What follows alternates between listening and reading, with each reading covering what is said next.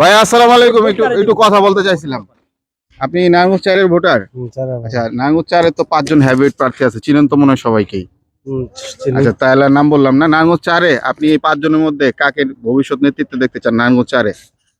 নেতৃত্ব ভাই কেন? এই বাজাবাদের ব্যাপারে এই ব্যাপারে কথা কম না, কারণ হচ্ছে যে আল্লাহ যারা বানাবে হ্যাঁ।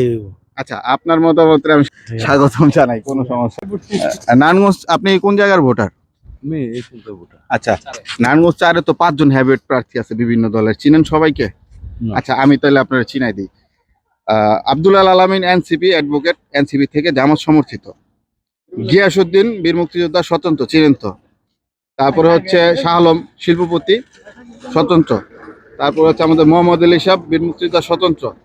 তারপরে হচ্ছে আমাদের মনির হোসেন কাশিমি বিএনপি সমর্থিত। এই 5 জন আমি আপনাকে চিনাই দিলাম। এই 5 জনের মধ্যে নারায়ণগঞ্জ 4-এর নেতৃত্বে আপনি কাকে দেখতে চান? এতদিন তো শামীম ওসমানকে দেখছেন। একান্ত ব্যক্তিগত ব্যক্তিগত ব্যাপার, ওকে, ঠিক আছে।